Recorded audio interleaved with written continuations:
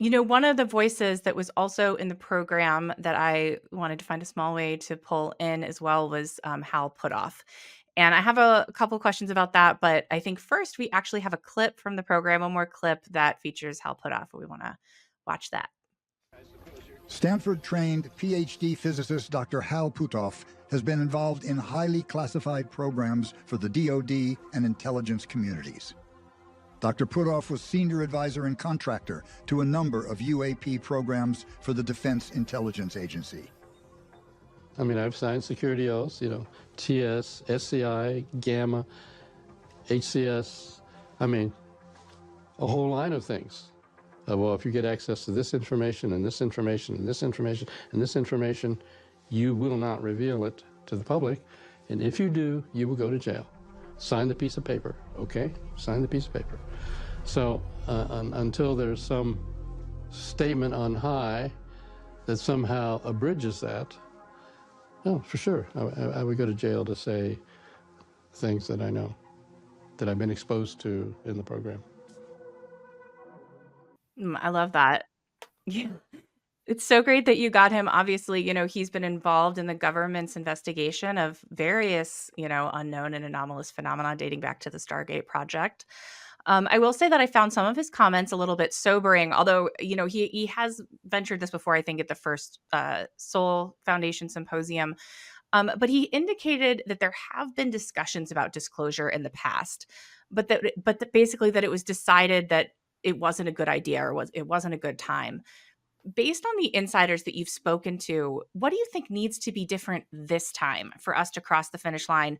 Or would you say, disclosure has happened and now it's just a matter of time? Like, where do you land on all of that? I'm looking on the wall behind me right now, and one of the acts that we decided to explore or include in the film is the politics of disclosure. I never really considered the complexities of it all and the potential impact that it would have on, let's say, organized religion, financial institutions. I don't know.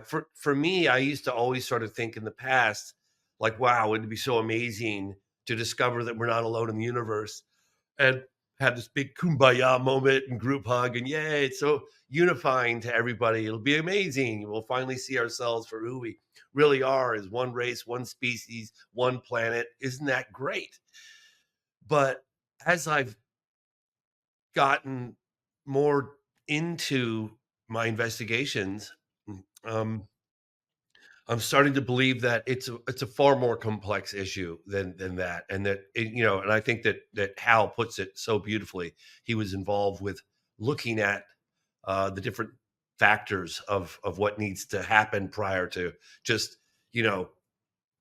disclosing, like having the president of the United States standing at the podium saying, "My fellow Americans, it has been brought to my attention that we," and so I think the trickling of this information out, because even for me, like when I investigated that alleged UFO crash in Varginha, Brazil, well, that was I mean, to think that there are possibly live aliens walking around the town that got captured and this UFO crashes.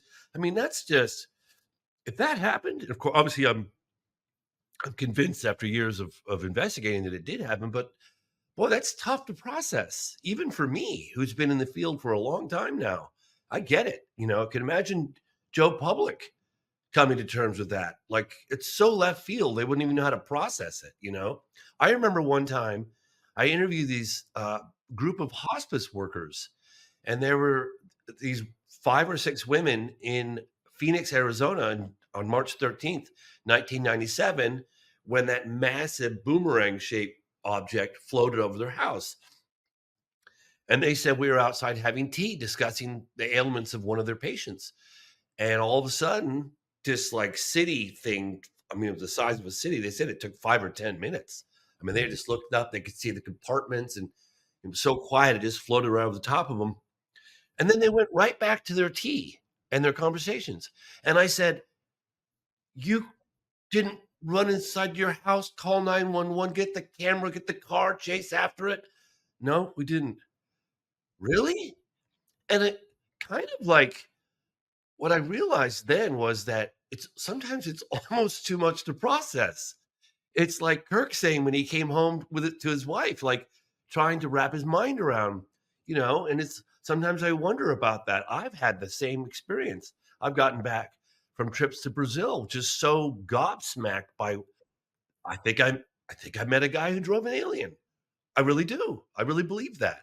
How do I process that? How do I talk to my friends at a barbecue, going to my son's school events, and then I'm gonna without sounding like a complete crazy person. And I remember one or two times when I just started talking about my last trip to Brazil, and I was so excited and animated. I started talking, and I see the looks on all these people's faces. They looked at me like I needed to up the dosage of the medication that I wasn't on, or that I should have been on. And I realized I was like, I can't talk about this. I'll just wait till the movie comes out, And yeah, so I get it. It's a far more complex issue than I ever imagined. This whole whatever you want to call it. I hate to use the word disclosure on a baggage, but you know, um, yeah.